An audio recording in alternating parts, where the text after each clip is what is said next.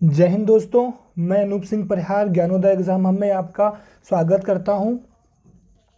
इस वीडियो में UPSI exam 15 दिसंबर 2017 third shift में आए हुए समान हिंदी के 40 प्रश्नों को लिया गया है। इस वीडियो को पूरा देखें। यह वीडियो आने वाले यूपीएसआई के एग्ज़ाम के पॉइंट ऑफ व्यू से बनाई गई है। तो चलिए शुरू करते हैं। प्रश्न नंबर 1, वह दीप शिखा सी शांत भाव में लीन। इस वाक्य में प्रयुक्त अलंकार पहचानिए। देखिए यहाँ पर ऑप्शन ए मालूपमा अलंकार होगा। एक उपमेय के बहुत से उपमान होना ये मालूपमा अलंकार में होता है। चलिए आगे बढ़ते हैं। प्रश्न नंबर 2, अचल द्रंग हो उठते चंचल, चपल पग हो जाते अविचल। इस पंक्ति में प्रयुक्त अलंकार पहचानिए। इस पंक्ति में प्रयुक्त अलंकार हमारा ऑप्शन ए भ्रांतिमान अलंकार है। वाक्य में विरोध का आभास हो परंतु अर्थ में विरोध ना हो, वहाँ पर भ्रांतिमान अलंकार होता है। चलिए आगे बढ़ते हैं। नंबर 3, दिए गए विकल्पों में से गेहूं के समानार्थी शब्द कौन से हैं? ऑप्शन सी कनक, गोधूम, गंदुम। ये सारे के सारे गेहूं के समानार्थी शब्द हैं। चलिए आगे बढ़ते हैं। बात का धनी होना, इस वाक्य में दिए गए मुहावरे का अर्थ कौन सा है? वायदे का पक्का होना, ऑप्शन सी। चलिए आगे बढ़ते हैं। इनमें से कौन से शब्द का अर्थ हिंदी और अंग्रेजी में भिन्न होता है? ऑप्शन सी ठग। ठग का अर्थ हिंदी में और इंग्लिश में अलग अलग होता है। चलिए आगे बढ़ते हैं। इनमें से कौन से शब्द का अर्थ हिंदी और अंग्रेजी में भिन्न होता है? तो ऑप्शन डी सही है इसका। चलिए आगे बढ़ते हैं।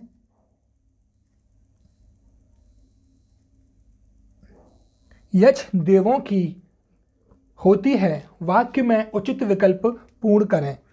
यक्ष देवों की एक जाति होती है। क्या होती है? जाति होती है। ऑप्शन बी हमारा यहाँ सही है। चलिए आगे बढ़ते हैं। नंबर 8, निम्नलिखित में से हजारी प्रसाद द्विवेदी जी का निबंध कौन सा है? ऑप्शन सी कुटच निबंध। नंबर 9, नीचे दिए गए 4 वाक्यों में से गलत वाक्य की पहचान करिए। कुत्ता चिल्ला रहा है, ऑप्शन ए, क्योंकि कुत्ता भौंकता है, चिल्लाता नहीं है, ऑप्शन ए। समझौता करना निम्नलिखित में से किस मुहावरे का अर्थ है? समझौता करना, ऑप्शन ए, मतलब खाई पाटना, दो लोगों के बीच की दूरी को दूर करना यानी खाई पाटना। नंबर 11, यदि बारिश होती तो सूखा न पड़ता। इस वाक्य में काल कौन सा होगा? इस वाक्य में ऑप्शन डी हेतु मद भूतकाल होगा। जैसे माताजी बाजार जाएंगी तो सब्जियां लाएंगी। अगर माताजी बाजार नहीं गई तो सब्जियां नहीं आएंगी। कहने का तात्पर्य यह है कि दो क्रिया आपस में जुड़ी होती हैं। एक क्रिया का होना दूसरी क्रिया के होने पर आश्रित होता है। नंबर 12, कोष और रोप किस शब्द के समानार्थी शब्द हैं? तो कोप और रोष क्रोध शब्द के समानार्थी शब्द हैं। चलिए आगे बढ़ते हैं। कौन सा शब्द एक वचन है? आकाश एक वचन है, आंसू प्राण दर्शन बहुवचन है। नंबर 14, दिए गए विकल्पों में से काया शब्द का समानार्थी विकल्प कौन सा है? ऑप्शन डी गात का मतलब काया होता है। चलिए आगे बढ़ते हैं। हिंदी में रिपोर्टाज विधा का जनक किसे माना जाता है? तो ऑप्शन सी, इसका ऑप्शन सी सही है। शिवदान सिंह चौहान को हिंदी में रिपोर्टाज विधा का जनक माना जाता है। प्रश्न 16 से लेके 18, निम्नलिखित गद्यांश के आधार पर प्रश्नों के उत्तर दीजिए। नीचे दिए गए प्रश्नों के उत्तर हमको इस गद्यांश के आधार पर देना है।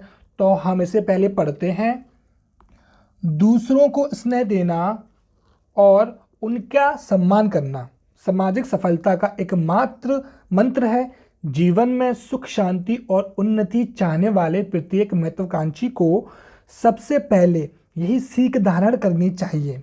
युधिष्ठिर के राजसूय यज्ञ में कृष्ण ने लोगों के स्वागत की जिम्मेदारी ली और बदले में उस यज्ञ के सर्वाधिक पूज्य व्यक्ति माने गए।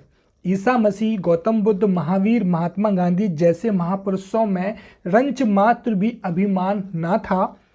उन्होंने सदैव दूसरों को महत्व दिया और वे स्वयं ही महान बन गए। मान सम्मान का मूल्य चुकाना असंभव है, अतः विद्यार्थी जीवन का भी प्रथम पाठ यही है कि वह गुरु के प्रति सच्चे सम्मान का भाव हृदय में पैदा करें, अन्यथा उसकी विधा निष्फल है। चलिए इसके आधार पर हम नीचे वाले प्रश्नों के उत्तर छांटते हैं, आगे बढ़ते हैं। प्रस्तुत गद्यांश के द्वारा क्या संदेश दिया गया है? प्रस्तुत गद्यांश के द्वारा सदा दूसरों को स्नेह एवं सम्मान दें, ऑप्शन डी ये संदेश दिया गया है। ऑप्शन डी सही है इसका। आगे वाला देखते हैं। दिए गए विकल्पों में से स्वागत संधि का विच्छेद कौन सा है? स्वागत संधि का विच्छेद है सुआगत। यहां पर यण संधि है। नंबर 18, रंच मात्र भी अभिमान ना था का तात्पर्य कौन सा विकल्प दर्शाता है? रंच मात्र भी अभिमान ना था का तात्पर्य कौन सा विकल्प बताता है? कम अभिमान ना था, जरा भी अभिमान ना था, बहुत अभिमान था, अधिक अभिमान ना था। तो ऑप्शन डी हमारा सही है। नंबर 19, योग्य व्यक्ति ही पहचाना जाता है। वाक्य में योग्य शब्द क्या है? योग्य शब्द गुणवाचक विशेषण है। नंबर 20, जैनेन्द्र कुमार की किस रचना को हिंदुस्तानी अकादमी पुरस्कार से सम्मानित किया गया है? ऑप्शन डी परख। चलिए आगे बढ़ते हैं।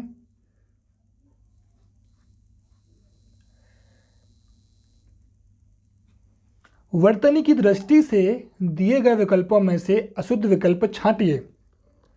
यहां पर ऑप्शन बी हमारा सही है।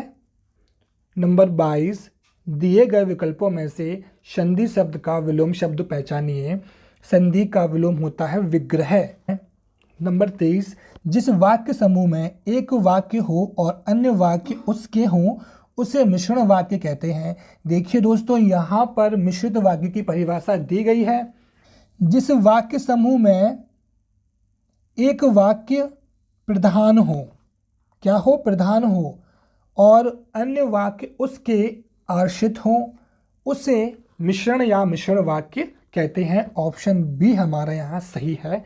प्रश्न नंबर 24, न्यूनतम विशेषण की कौन सी अवस्था है? दोस्तों, विशेषण की अवस्था 3 होती हैं, मूलावस्था, उत्तरावस्था और उच्चमावस्था। यहाँ पर न्यूनतम हमारी उत्तमावस्था है। न्यून ये मूलावस्था है। न्यूनतर उत्तरावस्था है और न्यूनतम हमारी उत्तमावस्था है। ऑप्शन डी हमारा सही है। प्रश्न नंबर 25, हिंदी के असफल उपन्यासों में गिना जाने वाला आपका बंटी की उपन्यासकार कौन है? Option C Mridula Garg. प्रश्न नंबर 26, दिए गए विकल्पों में से सही विकल्पों का चयन करके वाक्य पूर्ण करें। जिसमें प्राप्त करने की इच्छा हो वह कहलाता है। जिसमें मोक्ष प्राप्त करने की इच्छा हो वह मुमुक्षु कहलाता है। भ्रातिमान अलंकार का उदाहरण इनमें से कौन सा है? भ्रातिमान अलंकार का उदाहरण ऑप्शन सी है। नंबर 28, दिए गए विकल्पों में से उदय का विलोम कौन सा है? उदय का विलोम होता है अस्त। प्रश्न नंबर 29, विग्रह की दृष्टि से दिए गए विकल्पों में से कौन सा विकल्प अनुचित है? देश पर निकाला अनुचित है। कैसे? देश से निकाला होना चाहिए था, पर यहाँ दिया गया है देश पर निकाला। ये वाला ऑप्शन बी सही है। प्रश्न नंबर 30, देश में राजनीति के प्रति लोगों की उदासीनता देखते हुए 25 जनवरी को देश में मतदाताओं को जागरूक करने के लिए राष्ट्रीय मतदाता दिवस मनाए जाने का संकल्प लिया गया है। ऑप्शन डी हमारा यहाँ पर सही है। नंबर 31, निम्न में से कौन से शब्दों का विकल्प स्त्रीलिंग में नहीं आता है? ऑप्शन बी, सप्ताह और महीना नहीं आता है। चलिए आगे बढ़ते हैं।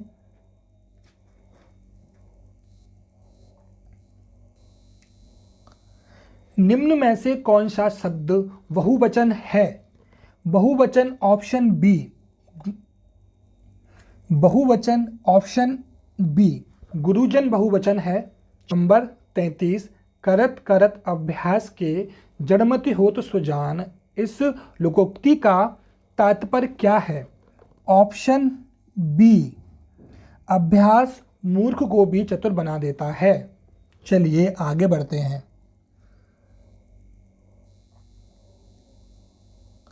साहित्य का प्रत्येक मनुष्य के लिए अनिवार्य है। दिए गए विकल्पों में से सही का चयन करके वाक्य पूरा करिए। देखिए, साहित्य का ज्ञान ऑप्शन बी यहाँ सही है। साहित्य का ज्ञान प्रत्येक मनुष्य के लिए अनिवार्य है। चलिए आगे बढ़ते हैं।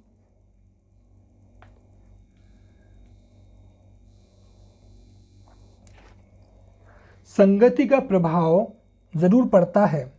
प्रस्तुत वाक्य में निम्न वर्णित में से किस लोकोक्ति का अर्थ है? ऑप्शन डी, खरबूजे को देखकर खरबूजा रंग बदलता है। चलिए आगे बढ़ते हैं। नंबर 36, कहानी बूढ़ी काकी तथा अन्य नाटक की रचनाकार कौन है? चित्रा मुद्गल,